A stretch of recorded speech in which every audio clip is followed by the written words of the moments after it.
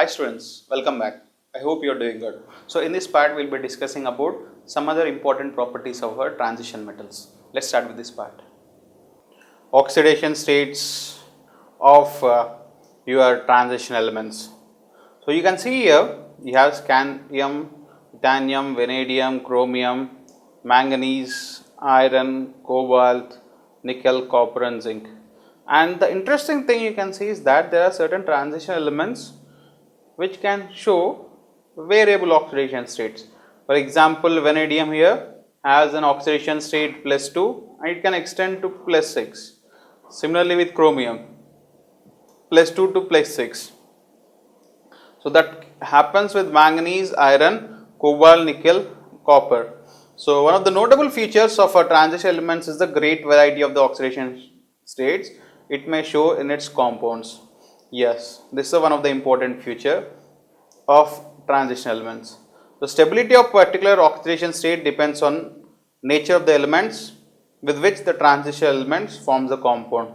So if you have variable oxidation states, which of this is more stable?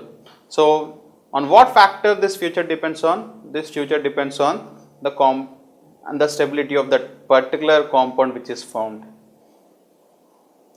So the elements which give the greatest number of oxidation states occur are near the middle of the series. For example, manganese exhibits all the oxidation states +2 to +7.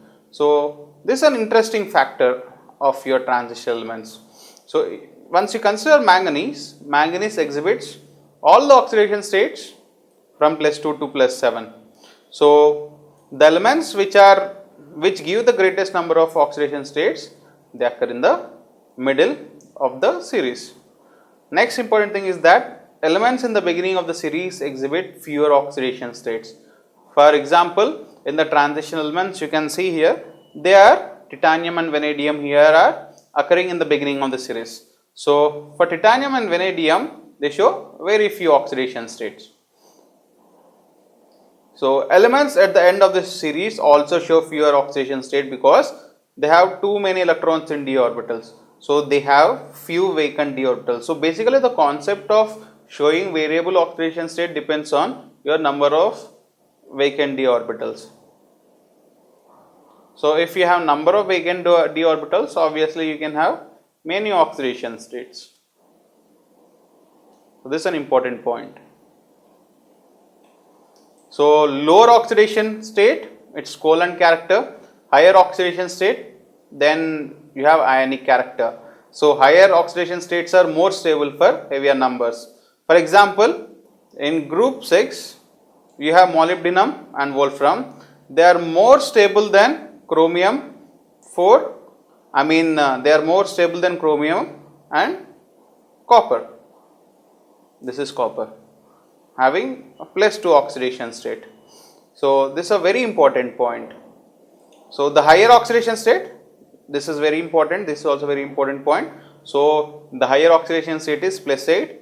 So it is shown by ruthenium and osmium. So what are the very important points from this slide? One is the lower oxidation state, you have covalent character, and higher oxidation state you have ionic character. So next important point is that low oxidation states are found when a complex has ligands capable of pi electron acceptor character in addition to sigma bonding. For example, you know that here CO is a carbonyl group. So if this is a carbonyl, so what is happening is that you are getting NiCO4 and FeCO5. So you are getting coordinate complexes. So what is the oxidation state of nickel and iron? The oxidation state of nickel and iron is 0. So what can I say? Low oxidation states are found. You can say here the oxidation state is 0 itself. So when you can find a given transition element with 0 oxidation state? When you have a pi acceptor character in addition to the sigma bonding. So this is a very important point. So if you have a pi acceptor character in addition to the sigma bonding, you have low oxidation states for the complex compounds. Next, Trends in the stability of higher oxidation states. So, stability compounds with fluorine and oxygen. So, the ability of fluorine to stabilize the highest oxidation state is due to high lattice energy, as in case of COF3, or high bond enthalpy, as in VF and CRF6. So, you can see here the stability depends on the compounds, just like the compounds found with fluorine and oxygen. Very important point is this: the ability of the oxygen to stabilize the highest oxidation state is due to ability to form the multiple bonds. So, we know that oxygen has the capacity to form multiple bonds. Capacity to form multiple bonds. So, since it has a capacity to form multiple bonds, it can show variable oxidation states. Variable oxidation states. So, that was the concept of oxidation state. Let us move on to the next concept, standard electrode potential. So, we know that transition elements are famous in electrochemistry, and once they are famous in electrochemistry, we will be learning the concept of electrode potential. So, what exactly is the standard electrode potential is an interesting thing. So, electron potentials are nothing but they measure the value of total enthalpy change. So, in a given reaction, what is the total enthalpy change? You will be getting to know by the electrode potentials. So, the electron potential value depends on enthalpy of atomization and hydration. So, the total potential value depends on the enthalpy of atomization and hydration. So, we know what is enthalpy of atomization and hydration energy, right. So, now lower the standard potential, the more stable is the oxidation state of the given metal in aqueous state. So, when can we say that a given metal is stable in a particular oxidation state? The answer for this is that we can say when you know the standard electrode potential value, and if you know the standard electrode potential value, if that value is lower, then you can say that yes, if it is lower, it is that stable oxidation state. Next, for the first row transition elements, E0 values are, so you have E0 values for vanadium, chromium, manganese, iron, cobalt, nickel, copper. So, what is the reason for the irregularity in the above values? You can see here that there are the irregularities, right. So, you can see here that the E0 M2 plus M. So, what is E0? This is the standard reduction potential, right.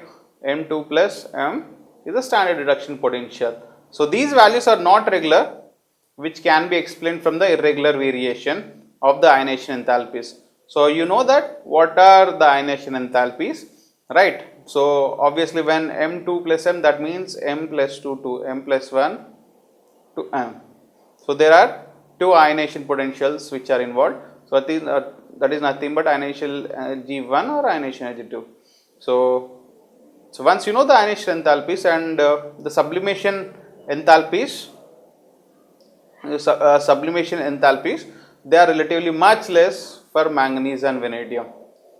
So, that is why you can see why this variation occurs, and you can also see the reason for the irregularity.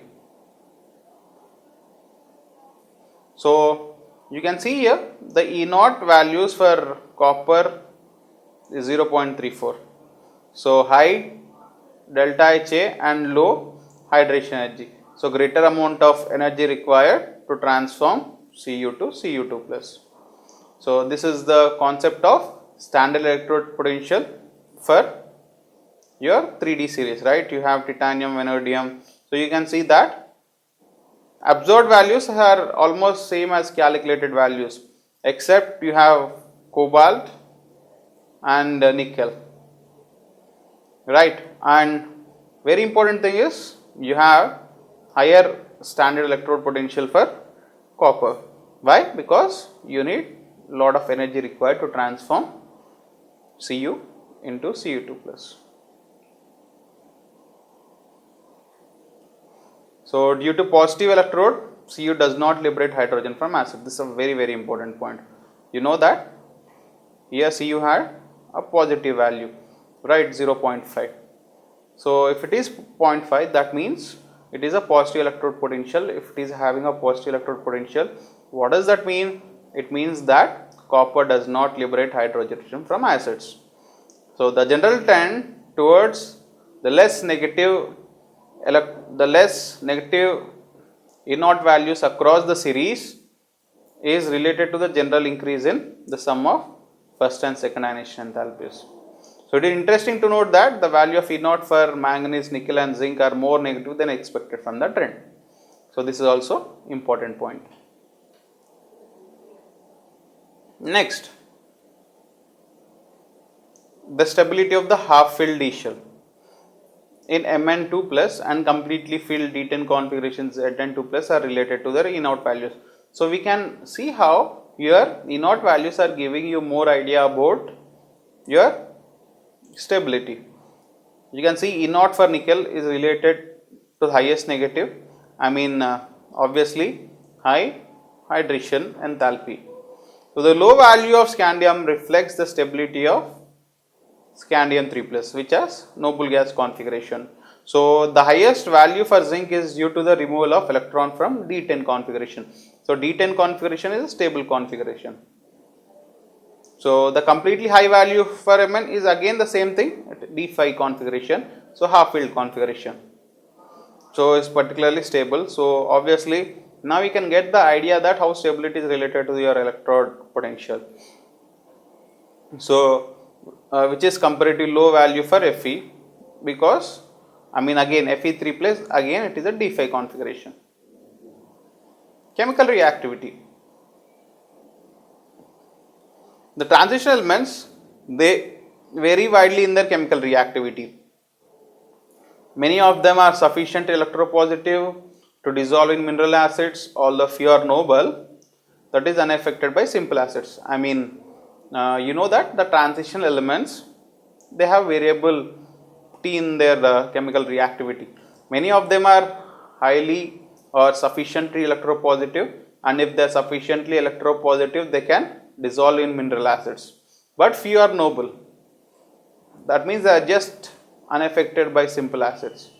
So the metals of the first series, with the exception of copper, are relatively more reactive and are oxidized by 1 molar H plus, though the actual rate at which these metals react with oxidizing agents like hydrogen is sometimes slow.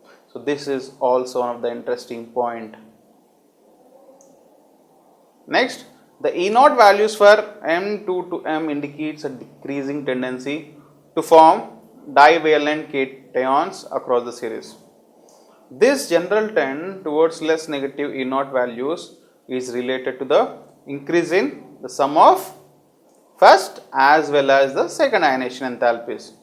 So that's why from the above points you can say that it is very interesting to know that E0 values of manganese, nickel and zinc are more negative than expected from the general trend. So these values actually support this statement, right?